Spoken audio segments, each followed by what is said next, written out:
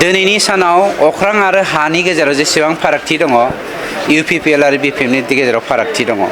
मानो होनोब्ला जोंनि बिटिआरनि 35 लाख भारतीय नागरिकआ हिन्दु मुसलमान बर' अनाबर गासैबो ज' जाजाय फैनानै प्रमद बर' बिथांखौ आशीर्बाद होनो फैदों, जोंखौ आशीर्बाद होनो फैदों आरो इउपिपिएल दोलोखौ देरहासार होनानै जोंनि जा हानि जेंना मुल जेंना गाहाय जेंनाफोरखौ फोजोबस्रांनायजों लोगोसे सान्थि गायसननानै गोरोबलायनायनि गेजेरजों समाज दानायनि थाखाय आवगायबोदों।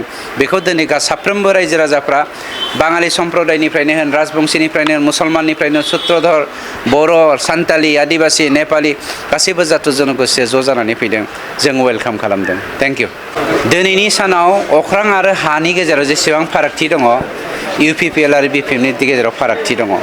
मानो होनोब्ला जोंनि बिटिआरनि 35 लाख भारतीय नागरिकआ हिन्दु मुसलमान बर' अनाबर गासैबो ज' जाजाय फैनानै प्रमद बर' बिथांखौ आशीर्बाद होनो फैदों, जोंखौ आशीर्बाद होनो फैदों आरो इउपिपिएल दोलोखौ देरहासार होनानै जोंनि जा हानि जेंना मुल जेंना गाहाय जेंनाफोरखौ फोजोबस्रांनायजों लोगोसे सान्थि गायसननानै गोरोबलायनायनि गेजेरजों समाज दानायनि थाखाय आवगायबोदों।